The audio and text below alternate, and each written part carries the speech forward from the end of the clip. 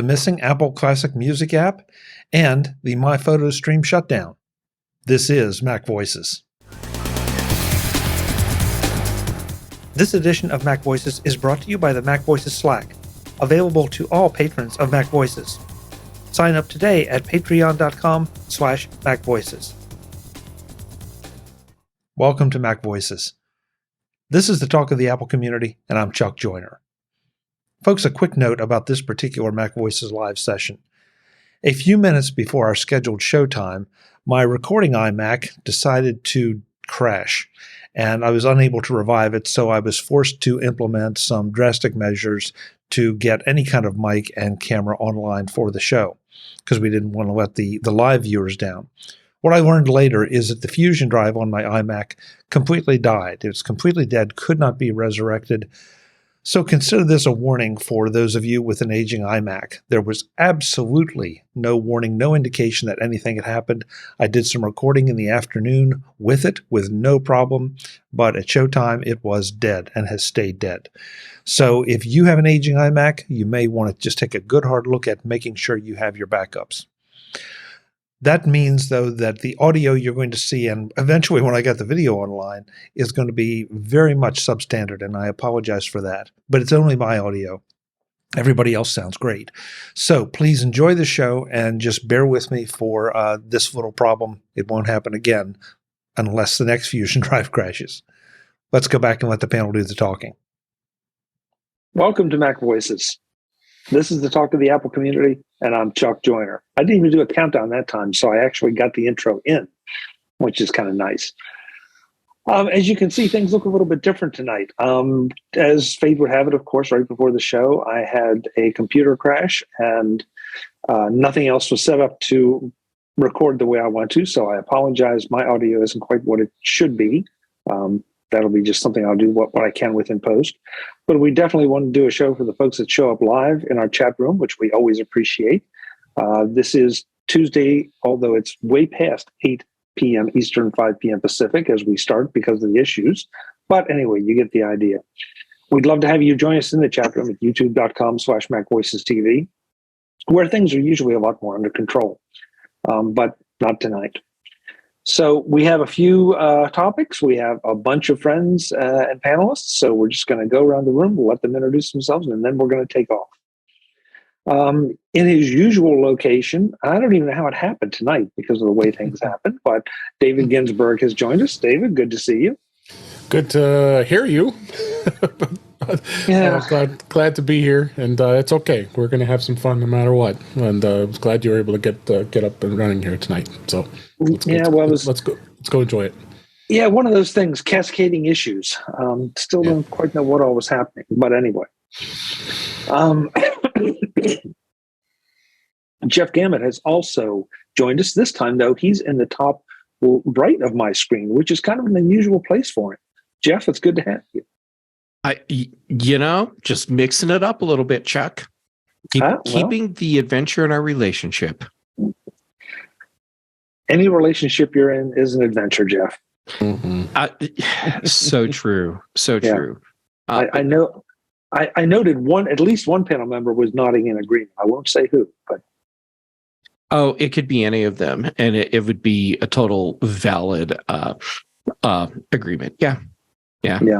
It's almost like we're hanging out in Mos Eisley tonight.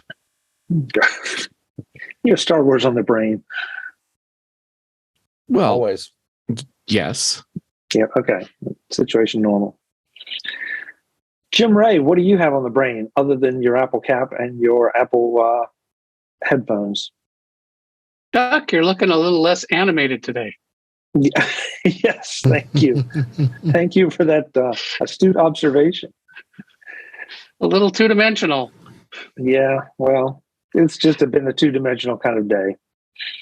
Too much holiday weekend, apparently. That's it. It's the weekend's not over. Yeah, that's just, the computer was like, I ain't working.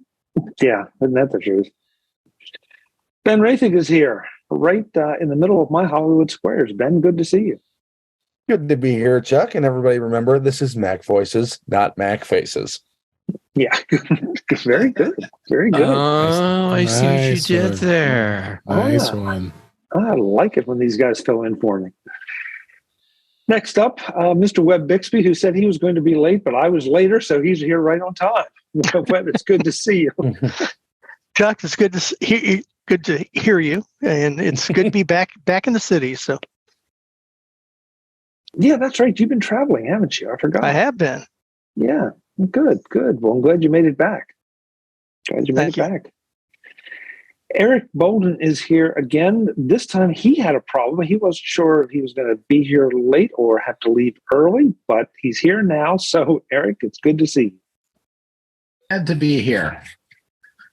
Is that the infamous Weeping Peach?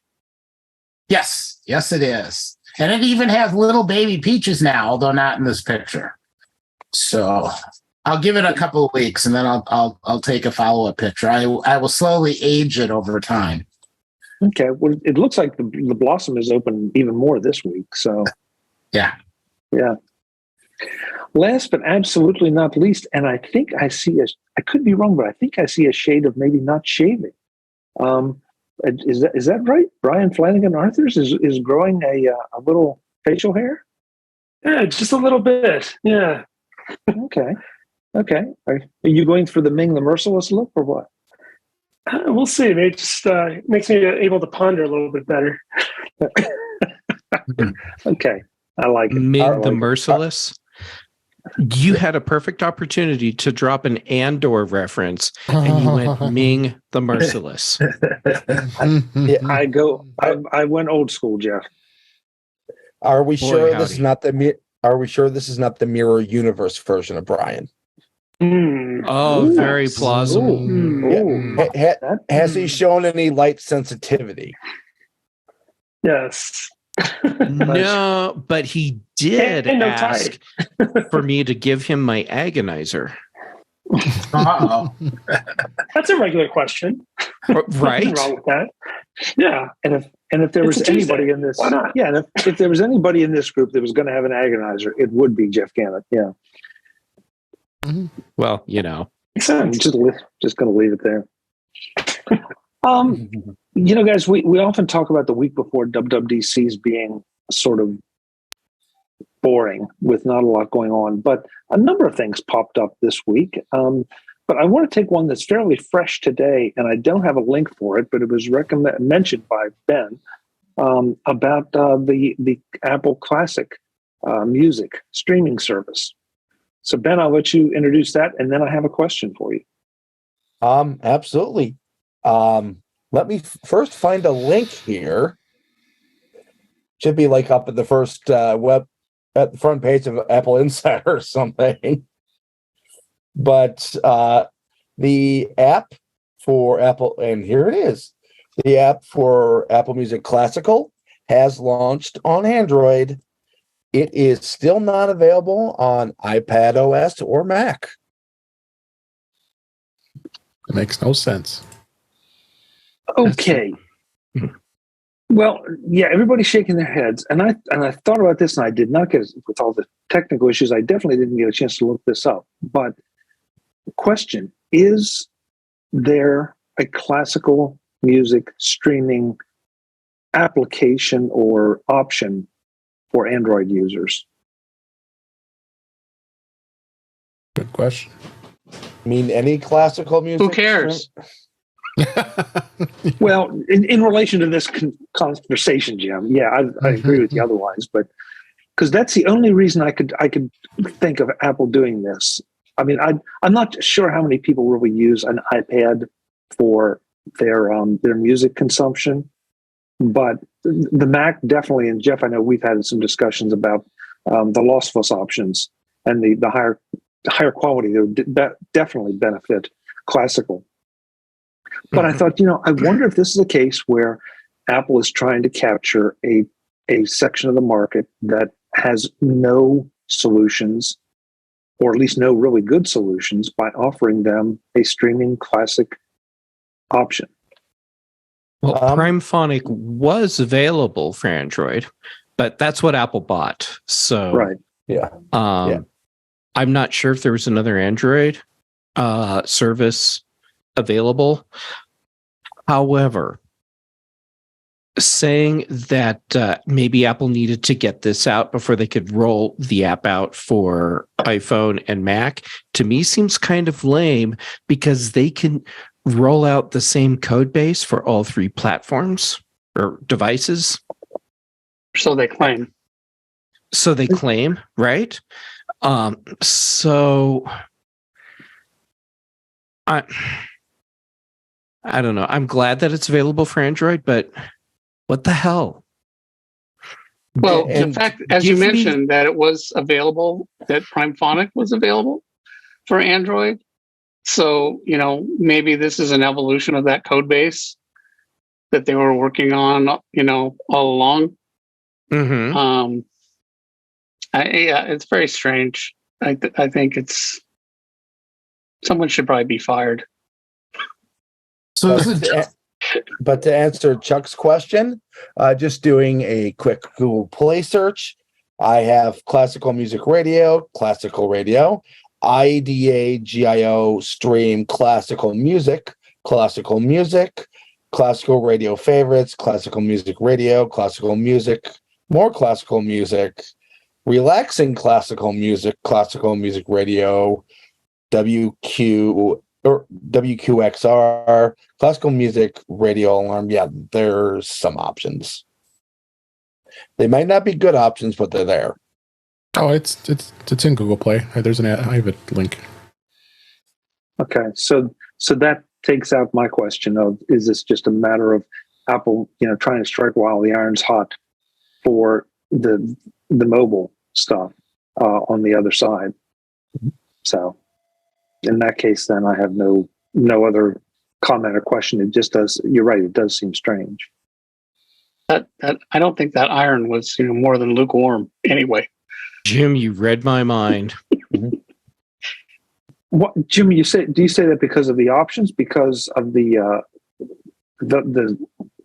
relatively small people that might be interested, the relatively small number of people, that might be. Bingo. And I like Apple Classical. I've been using it quite a bit, but that's not even a punctuation mark for Apple. The only thing I can think of is maybe there's going to be a major code update for Apple Music as a whole, as well as Apple Classical. That's going to affect the Mac and the iPad, that they just want to wait till macOS 14, iPadOS 17 to put out a new version, or to put out a version. Except that I have it on my iPad. You have the iPhone version on the iPad. Well, yeah, it still runs. It's tiny, but you can't get that to run on a Mac. So I still think that it should be in both. I agree. Okay, here's the core of the problem for me with this. Apple released this application on iPhone and now on Android.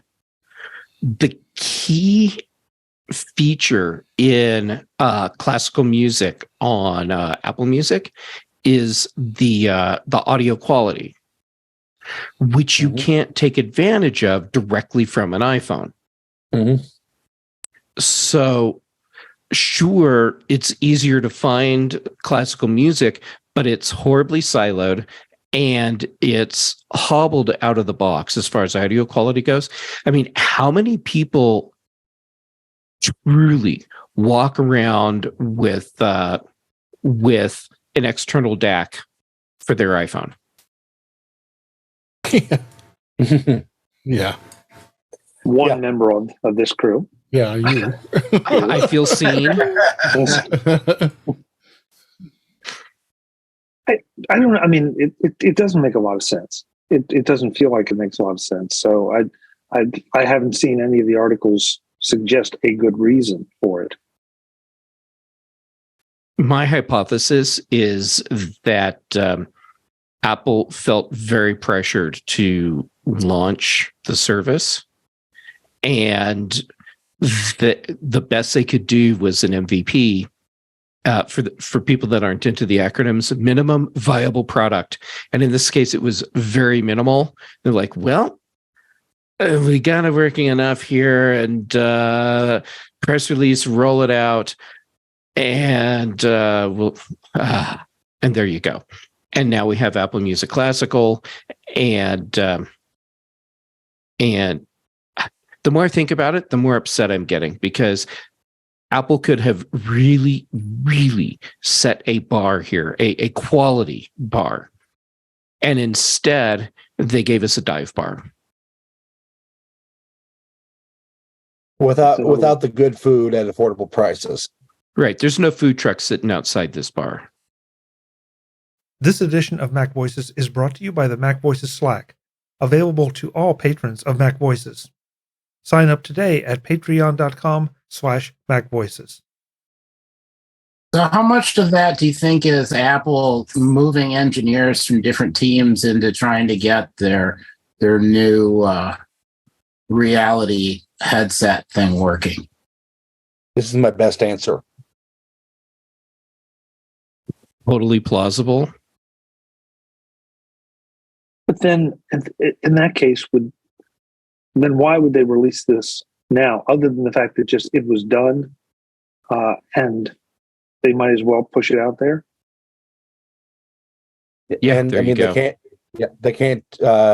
Nothing they're going to announce at WWDC has any effect on Android.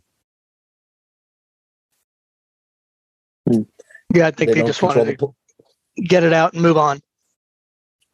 I think the real question is, why aren't the iPad and Mac versions available? Yeah, I'm with you on that. Why? I mean, if they can roll out a version for Android, my very generous hypothesis when they first rolled this out, I don't think is valid, which is that Apple wanted to have a very limited release because they were concerned about performance and stability, so they rolled it out for just the one single platform. But if they could drop an Android version today, I have a very hard time swallowing the notion that they couldn't have dropped an iPad and Mac version as well. Mm-hmm. Mm-hmm. Yeah. Well, it is what it is. And, I admit this one does seem to be a little bit of a mystery. So, Dave Ginsburg brought the next one, and that is, I think it's been talked a bit about. This is not exactly breaking news, but it is under the heading of a PSA that my PhotoStream is going to be shutting down. Dave, you want to talk a little bit about this and what the implications are? Well, this service has been around for quite a long time, and it should have probably gone away a couple of years ago. Screw Apple for dumping this. Screw Apple. Sorry, I interrupted. And long live the Apple II. Yeah, long live that too. Lisa forever. Bring back Aperture. Haters, the whole lot of you haters. So if anybody doesn't know, the My PhotoStream was just basically a service that you didn't have to pay for. It allowed you to be able to store your photos. That was through the Photos app, and being able to have a stream that would hold for 30 days, and then you got to clear it out, and then that was the end of it. But they kind of left that behind all this time, and it was kind of surprising that all this was still there. So now I want everybody to move over to iCloud Photos, and you should have probably moved over it by this point if you're still using this in the first place. So just get it on the iCloud. Have the photos stored there instead, and then it shouldn't be a problem. But you got until June 23rd, I think it is. So you can't use it anymore, and then July 26th it will end completely and it'll be gone. But I don't know if there's a lot of people that are still continue to be using this. So I don't know why if you really need to make a big deal out of it. Like you said, Chuck, I just wanted to make this like a more of a PSA. Make sure that everybody, hey, don't let your photos disappear forever if you don't. Well, they're not going to disappear forever. I mean, they'll still be there. You just won't be able to use that service. Yeah. Which By the way, I'm sorry we got off on the subject. Guy Serle came in late. Guy, great to have you. Glad you made it. Hi. In case you didn't know, we were very late starting, so you're just sort of in vogue. Yeah. Slide it across. Okay, I wonder what here's that the was. problem with the service shutting down. For me and 12 other people, probably, Yeah, exactly. that have no interest in trusting our entire photo library to Apple's cloud services because they do have a history, and would rather have a way to transparently have the photos on our iPhone or iPad or whatever device just go right into our Mac, so everything is just there all the time. Right. That's awesome. And I don't have to rely on a cloud service to make that happen. It just works. Now, yes, I know there's a cloud service involved because it has to upload it and then send it over to the other devices, but it's not a storage service. And some of us still prefer to have our photo libraries under our control, where they're stored on a local drive and backed up to Backblaze, like civilized people. So for me, it's disappointing to see this go away because this has been an incredibly useful feature since the day it was released. Jeff, isn't there a way that you can designate your photos to be synced to your Mac, the actual photos? That's what PhotoStream is. Right, but can't you do that with iCloud as well? No, that was PhotoStream. It's either let iCloud Photos take complete control of your library and store the photos on Apple servers, or once they shut down PhotoStream, the other option is plug your iPhone physically into your computer and let it download the photos. Like a caveman. Like an animal, right? Stone knives and bear skins. You can do it wirelessly with iMazing. Ask me how I know. Because that's what you're doing right now. And so I'm going to... Okay, so here we go. Good thing I'm paying for iMazing, and I now have to use a third-party service to have basic functionality for something because I don't want to have to store all of my photos on iCloud. Okay, well, there's a settings in general that says copy items to the Photos library for importing. Only items copied to the library will upload to iCloud Photos. But that's importing from, let's say, a memory card or something to your local photo library. Right. That's when you plug your iPhone into your computer with a cable. Are you sure? That's not the way it's worded here. Okay, so where's that setting? Go to Photos, Settings, General, and about a little more than halfway down under Importing, there's a checkbox. It says copy items to the Photos library.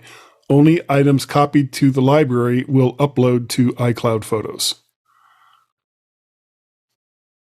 Of course, now Photos isn't launching for me. And then there's a separate setting for iCloud, which I'll go ahead and hit that and see what it says. Yep. Hey, there's this service called My PhotoStream. I should check that. You totally should. Yeah. That's the problem. Looks great. I don't know, Jeff. I thought there was a way that if I wanted a backup for lack of a better term, a backup of all my photos, that it would let me do that down to my local iCloud. My local Photos library. Okay. Yeah. Well, under iCloud, also in settings, there's a checkbox at the very top. It says automatically upload and store all of your photos and videos in iCloud so you can access them from any of your devices and on the web. I don't have it checked. That's iCloud Photo. Yes. And then there's download originals to this Mac. Yeah. Right. That's the one. That's the one. Okay. So that's if you enable iCloud Photos, then it will duplicate them on your Mac. But it's still storing everything on Apple servers. But then you have a copy of the original on at least whatever machine you designate, in theory. Yeah, And because you can choose your library location. So it doesn't have to be on your main drive. If you have my 256 library's on an external drive. Yeah. Okay. Well, if you have a 256 gig main drive, you can set the library location to an external drive, and that's where they'll all go. That's what I have right now. Yeah. Okay. And then you can back that up with Backblaze or whatever service, or copy it off to an external drive or a secondary external drive. So what it comes down to is the only way, once PhotoStream is turned off, the only way that you will be able to have photos automatically sync from your phone to your computer without physically plugging a cable in is to do iCloud Photos, unless you're going to set up Amazing.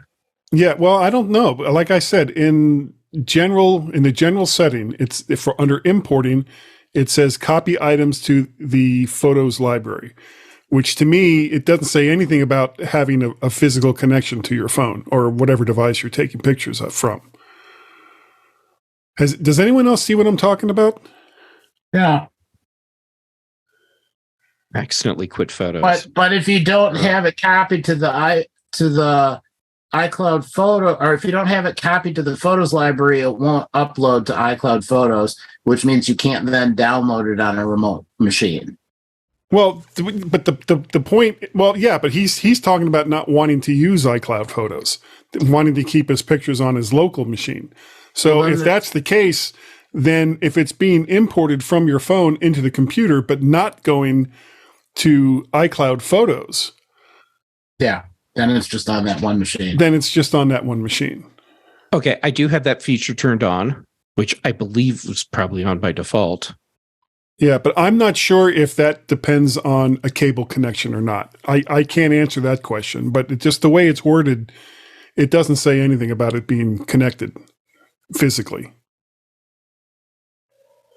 It does not. I have. All right, I'll do some more research. But aside from iMazing, I have not come across a way to have photos from my iPhone automatically sync into photos on my Mac without PhotoStream or physically connecting a cable.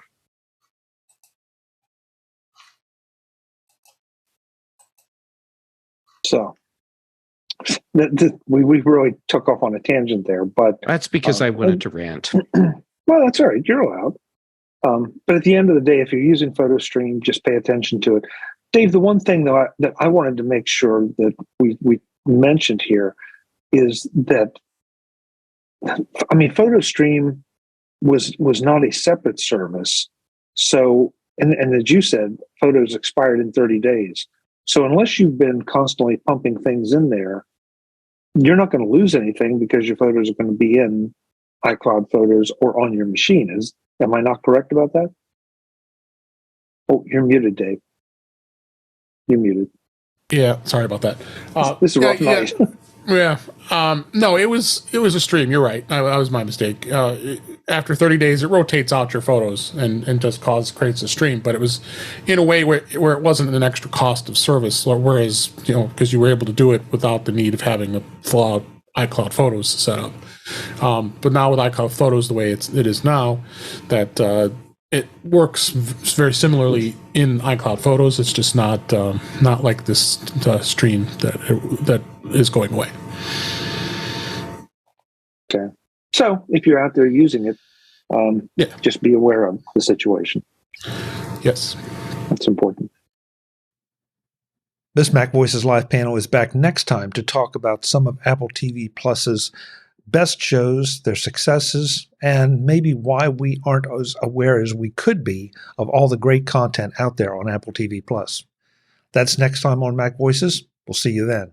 As always, I'm Chuck Joyner. Thanks for watching. Visit MacVoices.com for show notes and to connect with Chuck on social media. Get involved in our Facebook group or like our Facebook page, and get more out of your Apple tech with MacVoices Magazine, free on Flipboard and on the web. And if you find value in it all, consider supporting us through either our Patreon campaign at patreon.com/MacVoices or by making a one-time donation via the PayPal link on our front page and in the show notes of each episode. You will join these fine people who help bring you Mac Voices.